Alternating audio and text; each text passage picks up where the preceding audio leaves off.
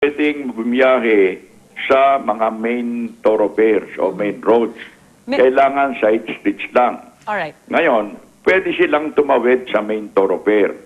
Pero hindi sila pwedeng tumaan doon. Mayor, pero Kanilang bukas pa rin po ginagawa. kayo sa dialogue.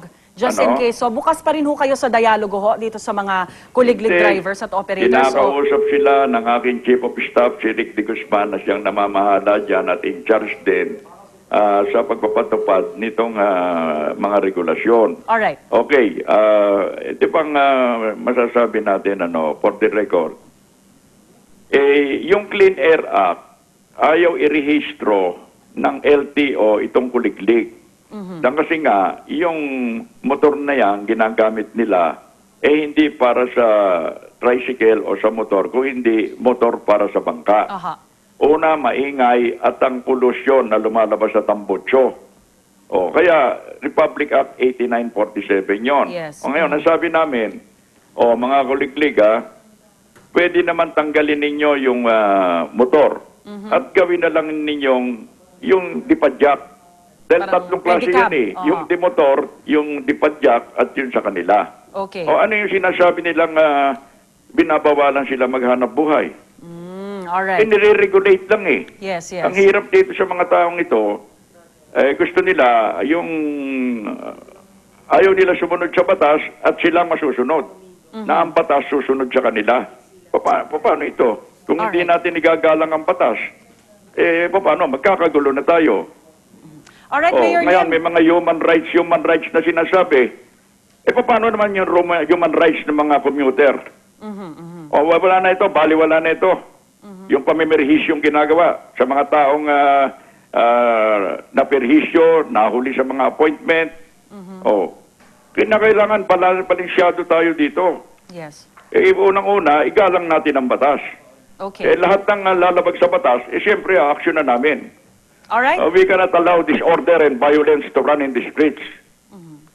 Mayor Lim, Yan ang aming masasabi. maraming salamat po sa inyo at magandang umaga po. Maraming salamat daw. Manila Mayor Alfredo Lim. Abangan niyo po ang panaya mamaya kay Ginoong Fernando Picoro, ang presidente ng alyansa ng nagkakaisang driver ng Maynila. Samantala sa ibang mga balita, presyo ng tinapay, cake at pastry asahan na ang pagtaas sa mga susunod na araw. Bunsod po yan ng pagmahal ng asukal sa merkado. Naritong report ni Bernadette Reyes.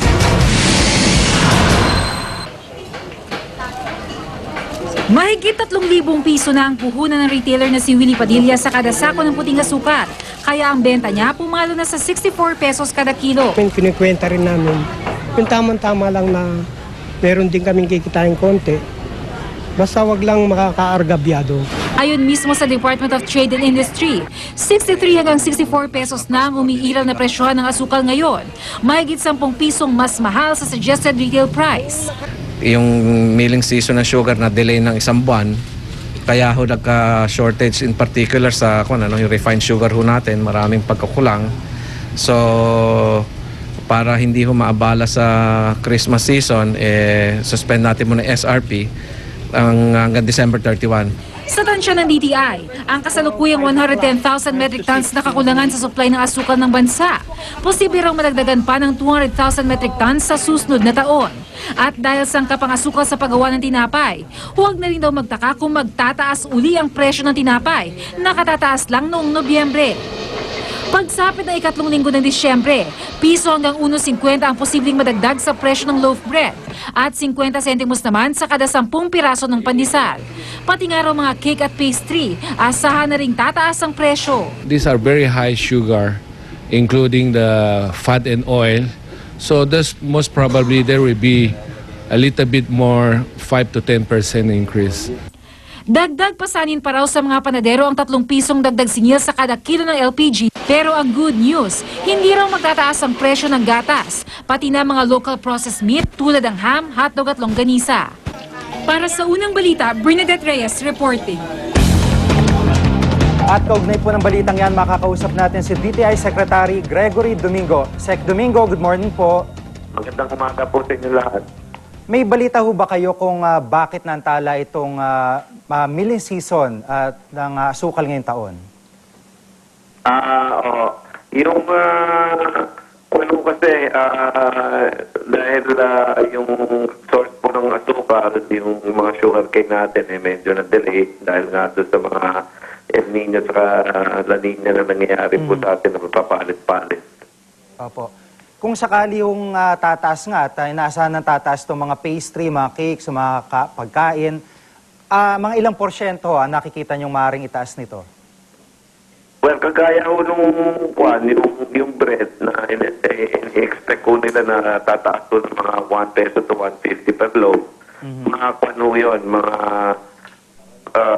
lumalabas po siya, mga 2 to 3% po ang akin. 2 to 3%. Pero kung sakali hong bumaba na ulit at mag-normalize yung presyo ng asukal, maibabalik ko ba sa dating presyo ng mga produktong ito?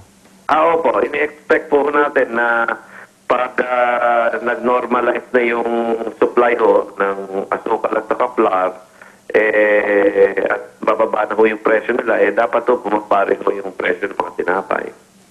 Okay, yun pong pagbabantay nyo sa monitoring ng mga Noche Buena items sa kanilang presyo. Kumusta po ang inyong monitoring sa mga presyong ito? Dahil nagtaas sila in the last few months, mula sa September, ang survey ho namin doon sa mga gumagawa ho nito, yung mga Noche Buena items, karamihan po hindi na ho magtataas hanggang January. Yun po ang sinabi sa amin sa DTI. Kasama na ho dito yung mga fruit cocktail, yung mga processed meat, kagaya mga hotdog, ham, mga spaghetti, macaroni, mayonnaise, mga keto po. Pati na rin ho yung mga gatas. Opo. Hindi na rin ho natin expect na tataas hanggang January. Opo. Okay, maraming salamat po, DTI Secretary Gregory Domingo. Maraming salamat rin po.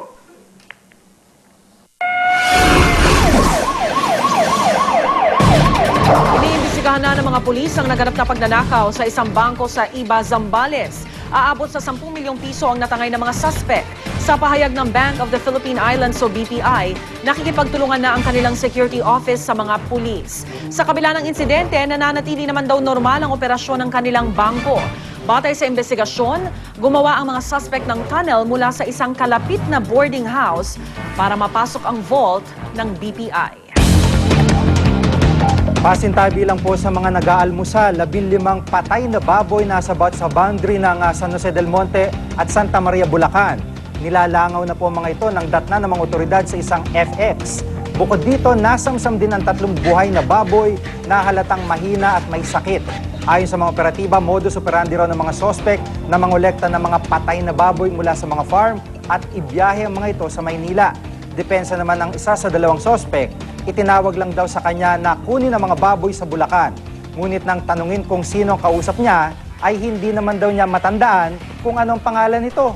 Nakakulong na ang 2 sospek sa Camp Olivas at inihahanda na ang kaukulang reklamo laban sa kanila. Isang showroom ng truck sa Balintawak nasunog. Protesta kontra budget cut sa state universities, hindi napigil ang pag-aproba ng Senado sa 2011 proposed national budget. Huwag pahuli, tutok lang sa unang balita.